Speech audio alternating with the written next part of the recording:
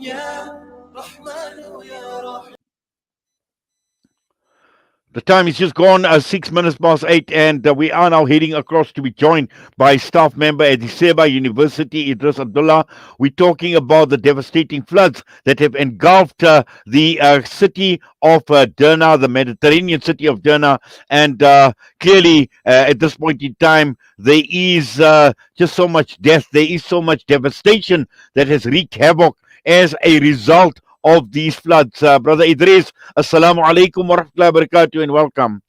Wa alaikum assalam wa rahmatullahi wa barakatuh, and thank you for having me. Yes, Okay. Jazakallah khairan so much for you, to you for joining us this morning. Now, it is clear that at this point in time, Libya in shock as a result of these floods, and we've learned that thousands and thousands of people have basically died. And also, at this point in time, there is a huge effort that is taking place, search teams combing the streets, looking at buildings, looking for bodies in this coastal Libyan city.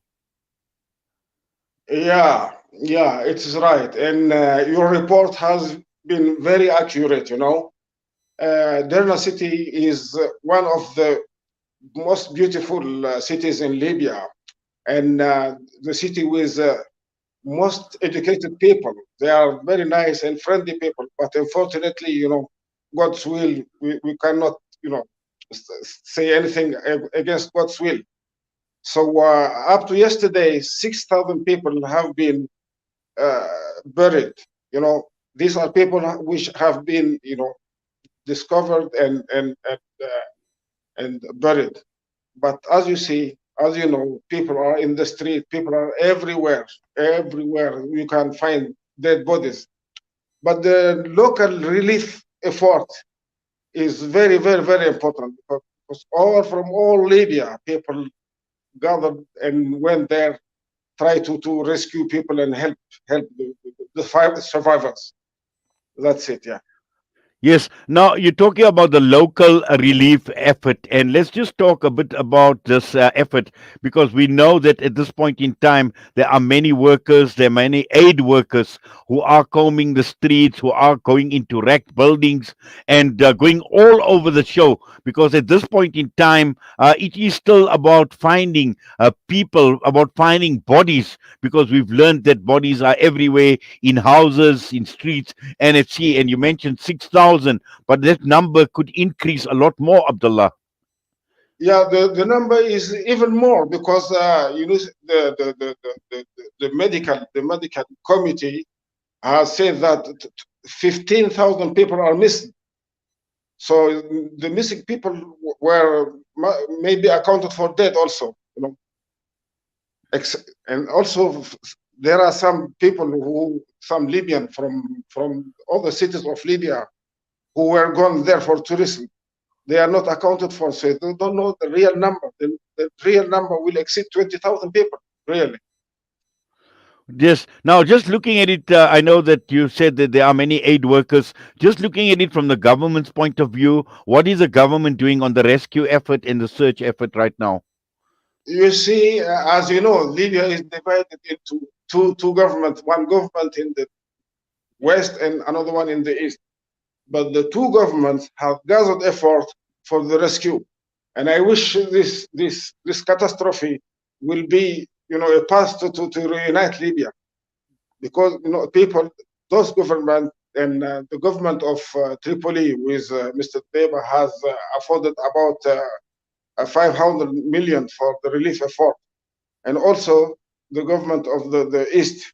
So I think, you know, as we see there, we need some more technical effort, because you see, if we talk about people and local possibilities, I think everything is available here.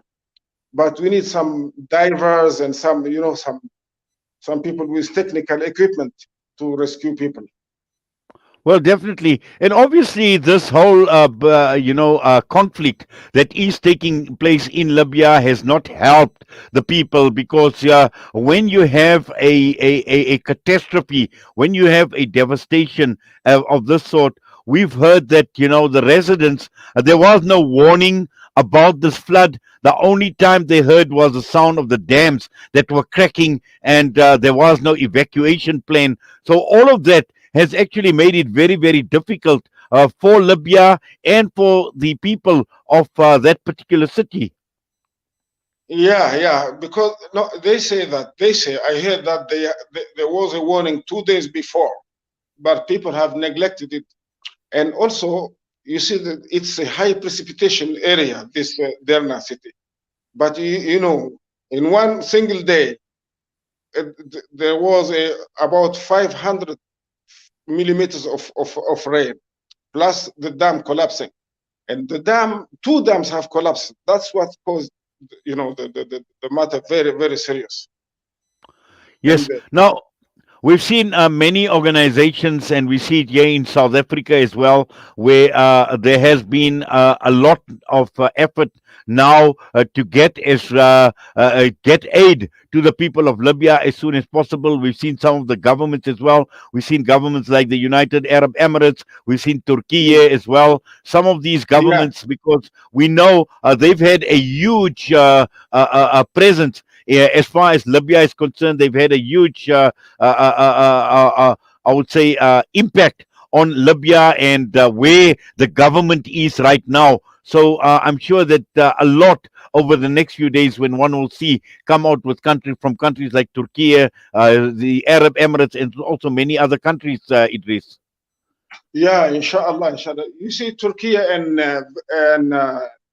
Arab Libya, Emirate, they are involved in Libya in everything. But they have come for the rescue, and they will be thanked for that. Yes.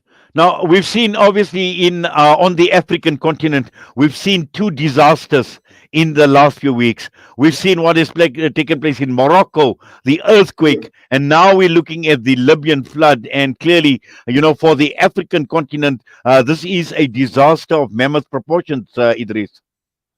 Yeah, it's a real disaster, and also it's a matter that make African to unite. You see. Well, definitely, and also at the same time, I think when we look at you talk about Africans that are uniting, and we know that Africa is a continent, a poor continent, but a united continent to an extent, and obviously our hearts, our thoughts go out to the African people, because we in South Africa, these are our own. Very own African brothers and sisters, and these are also our Muslim brothers and sisters. Yeah, yeah, yeah. They are, you see, the main thing that we as Muslim, we know we didn't we don't go to the real path of Islam. Otherwise, you need maybe some disasters are a test from God, you know, a test and a warning. So let's say, Alhamdulillah. Yes, definitely, definitely, it is a test, and these are difficult times. But at the end of the day, we continue putting our faith in Allah Subhanahu wa Taala. Just looking at Inshallah. people like yourselves, and looking at the rest of Libya, as far as updates are concerned, are you getting regular updates coming through from the government, from the media in Libya, on what is the latest status as far as the flood is concerned, as far as the relief effort is concerned? Well, there is a 24 hours update. You see, there are some committees in Sabha, in Benghazi, and they are monitoring all the events. Right, because I'm just looking at the visuals, I'm looking at the pictures that are coming up on the screen, and it does appear that this is, and as you mentioned, a very, very beautiful city, a very, very popular destination. And it's actually sad to look at these pictures, to see all these buildings that have been destroyed, to see the entire city underwater. And I'm sure it's going to take a very, very long time before the city is up and running and gets back to normal. Yeah, it will really take a very long time to reestablish the city as it was. And as I told you in the beginning, it's the most beautiful city in Libya. They call it the city of poets, of art and culture in Libya. And people there, as I told you, are very friendly, very welcoming people. لكن الحمد لله, what we can say. Well, all we can do at this point in time is we make dua for the people of Libya as well, the people of the city as well, that Allah subhanahu wa ta'ala make it easy, Allah subhanahu wa ta'ala grant them relief. And I think اللهم more آمين. importantly, we call on everyone, whoever can assist in any way whatsoever. And I'm sure that here in South Africa as well, Alhamdulillah, we've got many relief organizations. I've already started seeing our relief organizations making appeals for funds, for donations to go out in Libya and to provide some relief to the people so that they can get back to إن normality. شاء إن شاء So, إن شاء إن شاء الله. and also إن our شاء thoughts الله. and our hearts go with the victims, those who have died, that Allah subhanahu wa ta'ala make it easy, Allah grant them Jannah, Thank you. inshallah. And also the اللهم آمين. Thank you. survivors, اللهم obviously, Allah grant them patience and fortitude at this point in time, Brother Idris. اللهم آمين. Thank you very much, and thank you very much. And Thank you. Jazakallah to you as well for coming on and joining us on this morning's broadcast from South Africa here at Salam Media. Assalamu alaikum wa rahmatullahi wa barakatuh.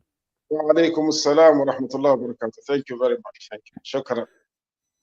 Idriss Abdallah, who is a staff member at the Siba University, with us this morning, providing us with an update in terms of what is happening out in Libya. And the latest at this point in time is search teams are still combing the streets of this coastal city.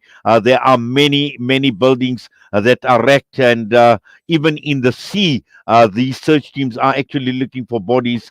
And this was as a result of this collapse of these two dams, which unleashed this massive flash flood. In fact, some actually equate it to a tsunami with waves well over 7 meters high. That is how devastating it is. And again, coming to the African continent, some are actually saying that this is as a result of it's an extreme event, but as a result of climate change. But we know that all of this is the will of Allah subhanahu wa ta'ala.